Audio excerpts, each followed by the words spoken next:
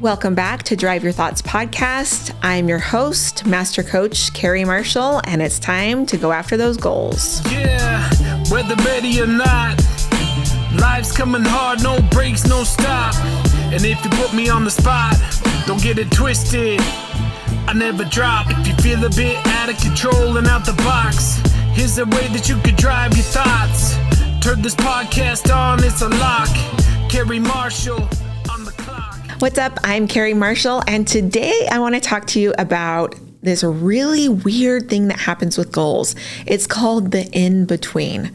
So as a goal coach, I help people not only set goals, but I usually help people get all the way to the end of their goals as well. So I get to be there from the very start of the process to the very ending finish line of accomplishing the goal. And so what happens in between? This is a question that I get from people that will come up and say, well, what are you coaching on in between? Or what are your clients doing in between? And so I want to kind of talk to you about what the in between looks like, but I also want to talk to you about the obstacles about the in between. And right now, I want to just kind of mention, this is usually timeline. If you look at when this date was published or this podcast was published, you'll notice that this is kind of in between January and December. And this is usually when I see that my clients are in the actual in-between process. So let's kind of break down what happens in between goals as you go after them. So of course we set goals, we get really excited about them, we look at possibility, we talk about why we want to hit that goal, and then we start to create a plan. Now this plan is what I like to call your very, very sweet first plan. It's the plan that we believe is going to get us there. It's the plan that we've thought about a lot. And like I said, I call it the sweet plan because it's like that cute little baby that you see in a picture and you're like, oh my gosh, that baby is so sweet. But we're not the person that's staying up all night with that baby. Maybe we haven't been spit up on with that baby or have a blowout with that baby. And so that's kind of, as we talk about goals, we have the sweet plan, which is like, it's so fun, I'm so excited. But then we get into the actual logistics of going after that plan. It's like living with the baby, right? And so as you start to go after your goals, you're going to notice that that very sweet plan is going to now become reality. Just like it does when I first had, my brother had his first baby. Oh, such a sweet baby. I loved him so much. My first nephew, I wanted to be with him all of the time. And then I had my own kids. And I was like, what is happening? And I'll just say it, I don't like babies. Babies are hard. And so as I had to stay up late nights with my baby, I had my very first baby, was all of the things, colicky, really, really hard, cried all the time. I was like, what is happening? Why are we doing this? Babies are the worst. That's what I see happen with goals, is people then get into the actual action of taking care of their goal and being in the thick of action with their goal. And they're like, what is happening? This is terrible. Why do I want this? This is too hard.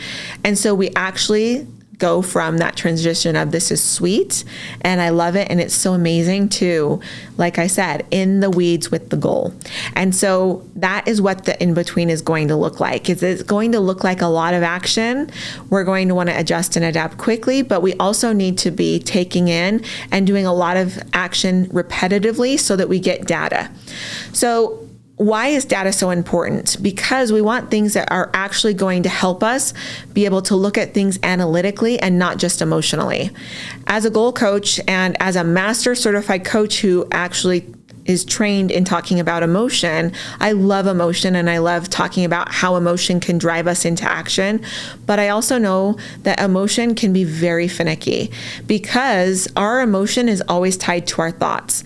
And our thoughts, our brain lies to us constantly for several reasons. Number one, to keep us safe. Number one, because it's just trying to pull in, it loves to try and figure out and solve problems. And so it pulls in different things that are not based in data. And so That's why we want to make sure that when we talk about going after goals and taking action, that we actually have data behind it, so that if I tell myself this isn't working, this is terrible, I can go back and look at actual data to then either prove or disprove that thought and belief that I'm having. And so when we're talking about the in-between of a goal, I want you to really think about what is happening with me on the in-between. Am I a head down type of a person that is just going to continue to take action? Or am I the person that takes a little bit of action and then I pop my head up and I want to look around at everybody else? I want to judge myself. I want to judge the action. That's really going to be a detriment to you and your goal. So when we talk about the process of the in-between, this is what I love for me and my clients to set up, is we'll talk about the goal, and then we'll talk about several different actions that we want them to take for either a month or a quarter, just depending on what they want to get and the data that they think that they need to get in there. So for instance, I have one of my clients that is trying to get a book deal. And so as we talk about this book deal, we talk about several different actions to take in order to get an agent and get in front of publication houses.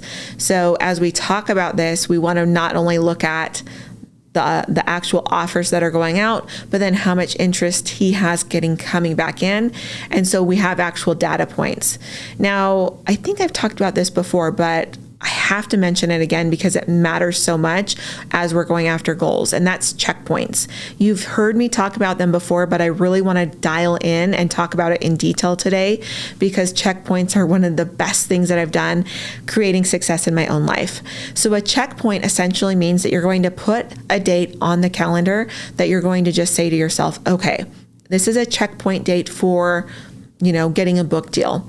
And so you're going to take all of the action up to the checkpoint without judging or changing it.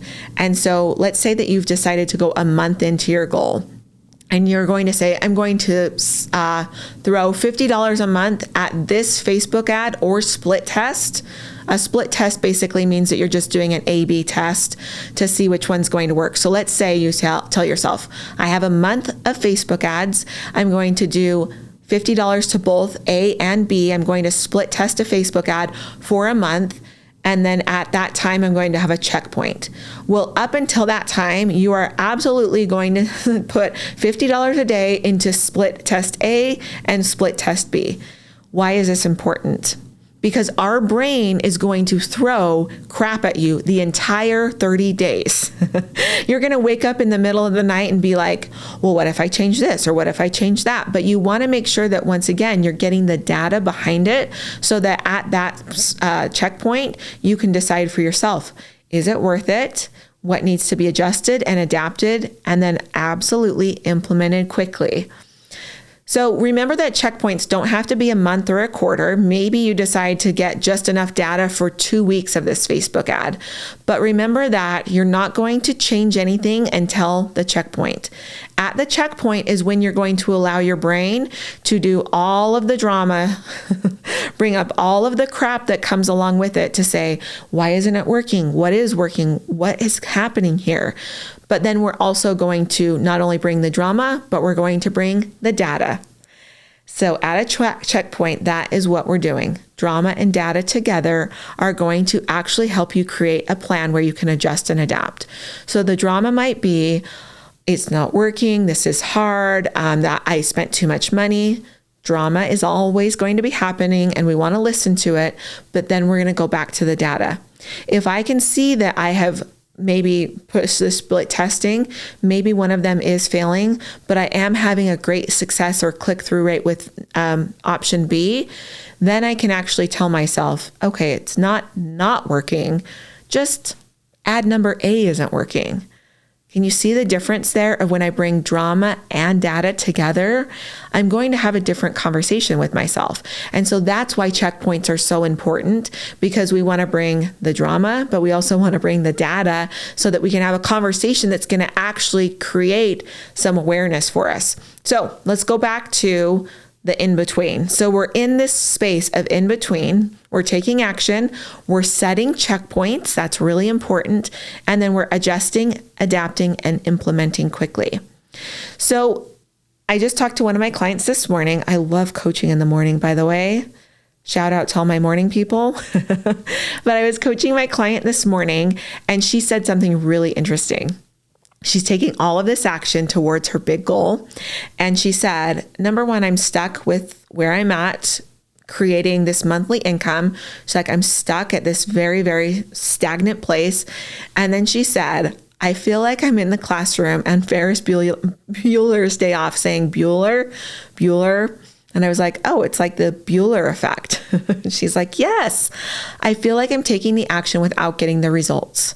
So this is the other thing that I see in the in-between phase is that Bueller effect where you feel like you're taking monotonous action over and over again without having the result that you're wanting is in effect at this stage. You are going to be taking monotonous action in the in-between. And there's no problem with that.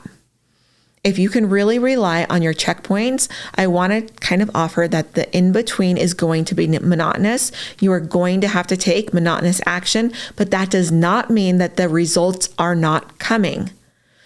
So for any of you that are in the same realm as I am and know the model, this is created by Brooke Castillo, my mentor at the Life Coach School. And that's where I trained and certified as not only a coach, but as a master coach. Brooke talks about something called the CTFAR model. And I want to kind of break it down with you today because I want to show you something that's really important that most coaches and most people that know this model miss. And so this might help you to kind of unlock the thing that you're missing. So with the model, Brooke basically teaches, and this is how I actually coach sometimes, not all the time, but is that your circumstances are neutral and factual and they're just happening in the world. So it's a CTFAR. So we're going to walk through all of those letters. So the C stands for circumstance. Your circumstances are just happening in the world, and they're very neutral and factual. And it's not until you have a thought, the T, that it creates everything else for you in your life. So let's take something very, very random. College football. That just came to mind. College football is coming up. We're very excited at our house. But college football is just a circumstance.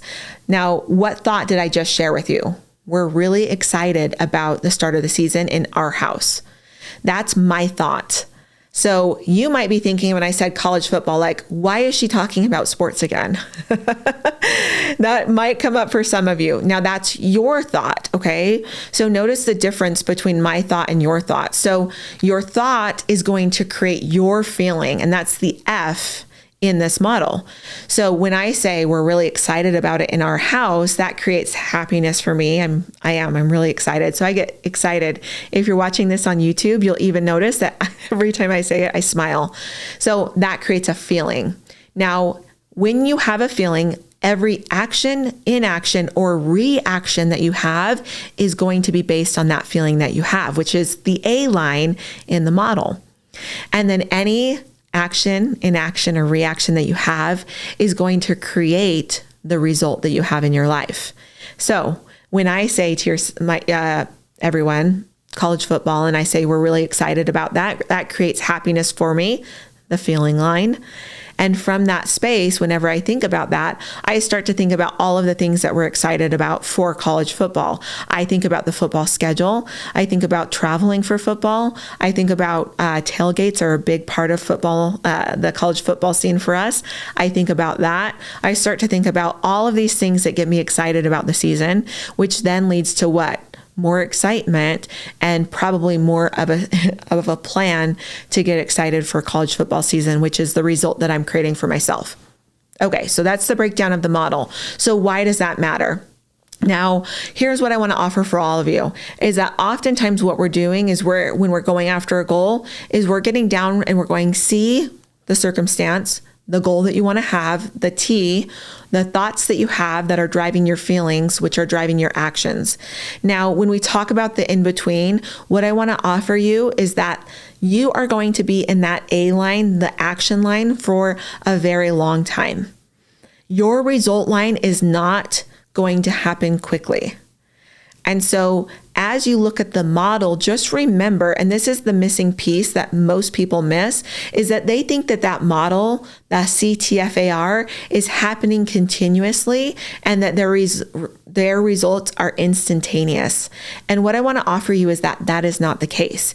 You need to spend a lot of time in the T, the F, and the A, and you're going to cycle through that several times because you're going to have lots of thoughts, which are going to lead to lots of feelings, which are then going to lead to action, inaction, and reaction as you go after your goal.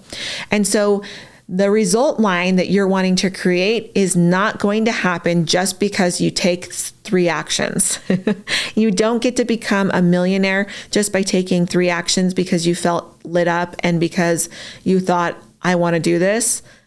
Anyone that is an entrepreneur that is successful will tell you absolutely that is not going to happen. So remember that the result line is actually going to come down a little bit further. I like to almost put some dots in between of like action, action, action, action. So instead of thinking it when you're going after really big goals as like the CTFAR model, I want you to think of it as like the CTFA AAAAR model. Does that make sense for everybody? Absolutely. I see you nodding your head. So remember that in the in-between phase, it's going to be a lot of action, but then also remember that we are not taking dumb action. So what is dumb action? Dumb action is 2 different things. Number 1, dumb action is blindly doing action just because someone told you to do it. And so if I tell my clients something like, yeah, go out and make offers, if they don't believe it and they haven't like checked in for themselves, like, why am I doing this? Some of them come back and they're like, I did it.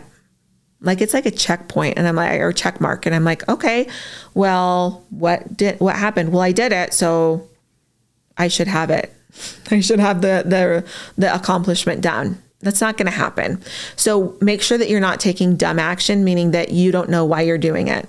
The second one is taking action without having checkpoints in place. This is another place that I see people make a mistake, is they're taking action and they're not having enough checkpoints in place. So they get to the end of the year and they're like, well, I made all of these offers. Well, maybe they're terrible at making offers. They didn't create enough checkpoints to check in with themselves and give themselves feedback or get feedback from someone else like a coach, where then they can say like, well, let's tweak, adjust, and adapt and implement.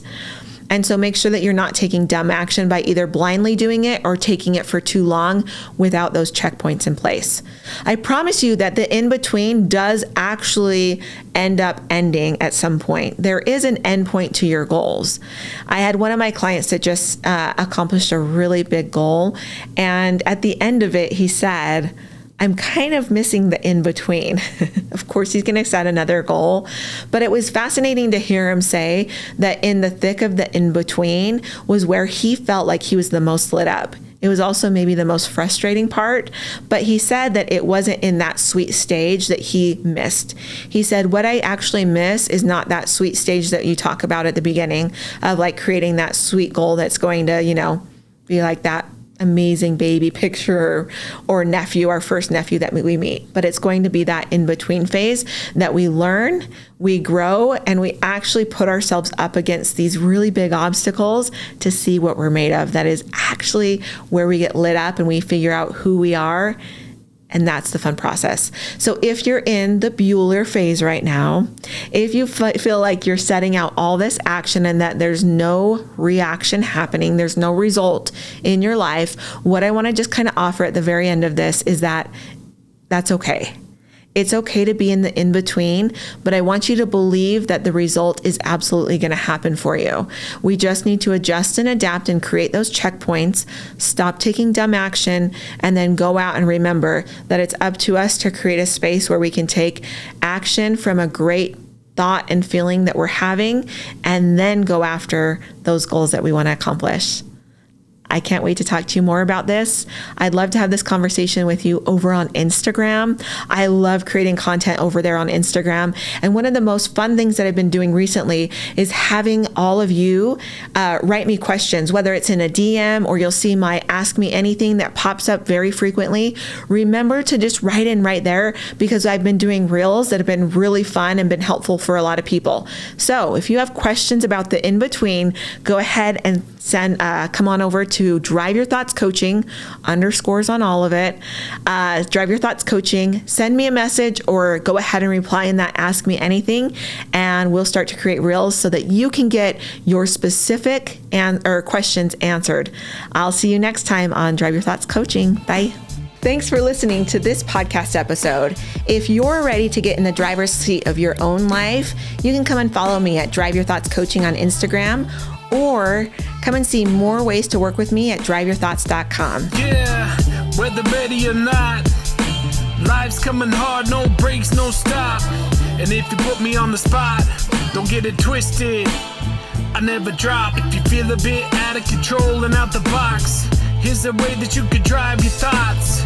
Turn this podcast on, it's a lock. Carrie Marshall on the clock.